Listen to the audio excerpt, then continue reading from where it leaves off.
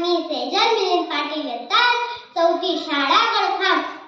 प्रयोगातून वैज्ञानिक दृष्टिकोन अर्थात कारण-भाव समजावून घेणार आहे. प्रयोगाचे नाव तेलबिया शोधून काढणे.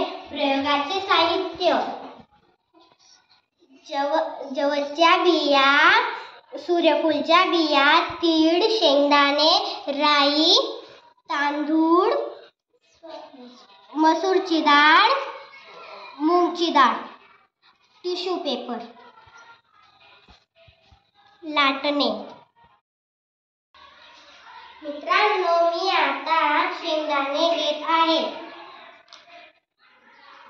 आणि टिश्यू पेपरवर ठेवून दाबत आहे.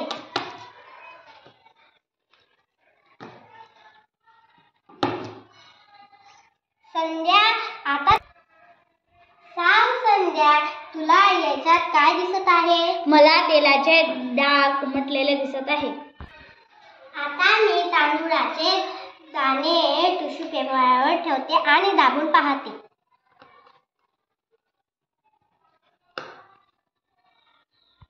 सांग सोनाक्षी, तुला काय दिसत आहे? मला तेलाचे डाग दिसत नाही आहे. मित्रांनो, मी आता तीळ घेत आहे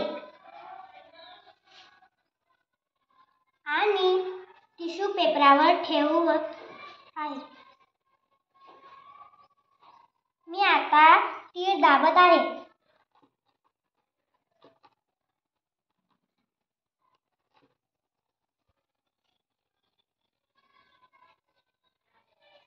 सांग बर का नाही ना, तुला याच्यात काय दिसत आहे? मला याच्यात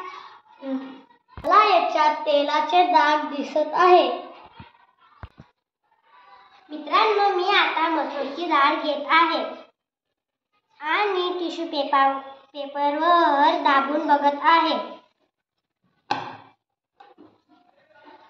सांग बर का राजनंदिनी, तुला याच्यात काय दिसत आहे? मला याच्यात तेलाचे डाग, मसूरचे डाग,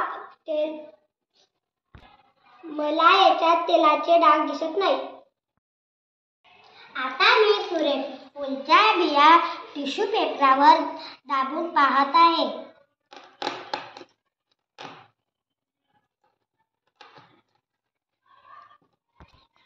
सांग बर का प्राची, तुला याच्यात काय दिसत आहे? मला याच्यात तेलाचे डाग उमटले दिसत आहे.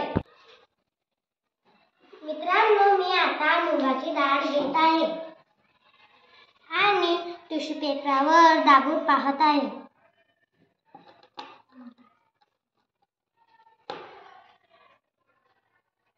सांग बर का प्रणती, तुला याच्यात काय दिसत आहे? मला याच्यात डाग दिसत नाही. मी आता जवसची बिया टिश्यू पेपरवर दाबून पाहत आहे.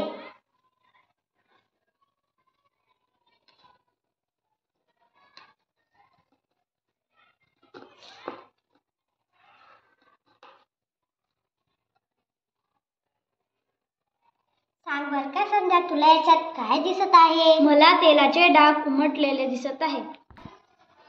मित्रांनो, मी आता राई घेत आहे आणि टिश्यू पेपरवर दाबून ते आहे.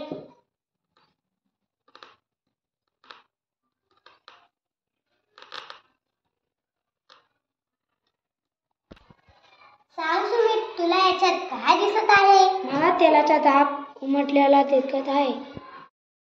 निरीक्षण: बी दाबल्यावर तेलकट डाग कागदावर पडतो. कारण-भाव: निसर्गात अनेक बिया असतात, त्यापैकी काही बियांमध्ये मेद पदार्थ मोठ्या प्रमाणात असतात. त्या बियांवर दाब दिला तर तेल बाहेर येते व कागदावर शोषून घेते. म्हणून या बियांना तेलबिया असे म्हणतात. उदाहरणार्थ शेंगदाणा, तीळ, सूर्यफूल, अनुमान. यावरून शेंगदाणा,